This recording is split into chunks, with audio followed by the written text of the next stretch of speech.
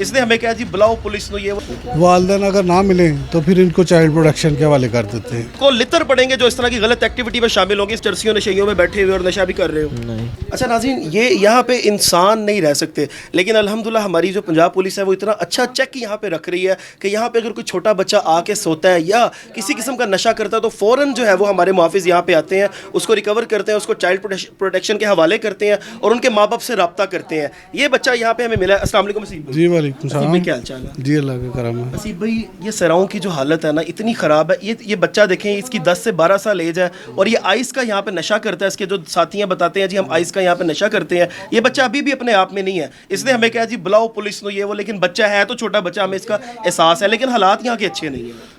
یہ تو ہے, لیکن ہم ہر ہفتے میں ایک دفعہ آتے ہیں, یہ ساری سرائیں ہوٹل وغیرہ چیک کرتے ہیں. اگر ہمیں کوئی مشکوک یا یہ بچہ کوئی ملتا ہے تو ہم اس کے گھر والوں سے رابطہ کرتے ہیں.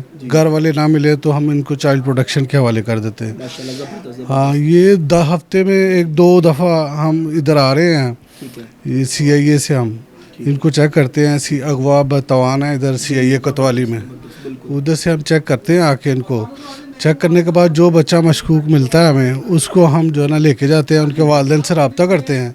والدین اگر نہ ملیں تو پھر ان کو چائلڈ پروٹیکشن کے حوالے کر دیتے ہیں. زبردست, یہ بڑا اچھا اقدام ہے ہماری پولیس کا, کیونکہ اب یہ سرا لوارث نہیں ہے. ہماری پولیس کا اس پہ چیک ہے. اگر کوئی بچے یہاں پہ آ کے رہتے ہیں یا یہاں پہ کسی کو یہاں پہ آ کے رکھا جاتا ہے, حسب پجام میں رکھا جاتا ہے یا اغوا کر کے رکھا جاتا ہے, تو ہمارے پولیس کے جوان الحمدللہ یہاں پہ پروٹیکشن کے لیے موجود ہیں.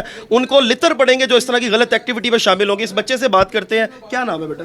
اسد. کیا ہوا ہے بیٹا؟ ادھر کدھر آئے ہوئے ہو؟ کچھ نہیں, ویسے آپ آنکھیں تو تھوڑی کھولو نا, آپ کی ابھی تک آنکھیں بند ہے. کیا کیا ہوا ہے یار؟ نیند آئی ہوئی ہے. آپ کا گھر کہاں پہ؟ کدھر سے آئے ہو؟ کوٹا دوسرا. گھر والوں کو پتہ ہے یہاں پہ آپ یہاں پہ ان میں چرسیوں نشیوں میں بیٹھے ہوئے اور نشہ بھی کر رہے ہو؟ نہیں پتہ. گھر سے کیوں بھاگے ہو؟ کیا وجہ بنی؟ بس وہ مارتے تھے. گھر والے مارتے تھے. واپس گھر جانا ہے اب؟ نہیں, واپس گھر جانا پڑے گا. لیکن دیکھیں, یہ بچہ کہہ رہا ہے جی مجھے مارتے تھے. غلط ہے, لیکن آپ نے بھی بیٹا غلط کیا, گھر سے نہیں بھاگنا چاہیے تھا. اسیب بھائی, ان والدین کے لیے ایک آخری میسیج آپ کا کیا ہوگا جو اپنے بچوں پہ اتنا تشدد کرتے ہیں کہ وہ گھر سے بھاگنے پہ مجبور ہو جاتے ہیں؟ بس یہی ریکویسٹ ہے کہ اپنے بچوں کو جو نا اپنے بچوں کا دھیان رکھیں. ان کی جو ہے نا ایکٹیویٹی پہ دیکھیں کہاں جاتے ہیں کہاں آتے ہیں. اگر گھر 2-3 دن نہیں آتا تو پولیس کو بتائیں یا اپنے متعلقہ پولیس کو بتائیں یا کسی سے رابطہ کریں, کسی ادارے سے, چائلڈ پروٹیکشن سے رابطہ کریں. اگر نہیں ملتا تو پھر آپ کو چاہیے کہ آپ سوشل میڈیا پہ دیں. اس کے علاوہ بچے کی کیئر کرنی چاہیے آپ کو.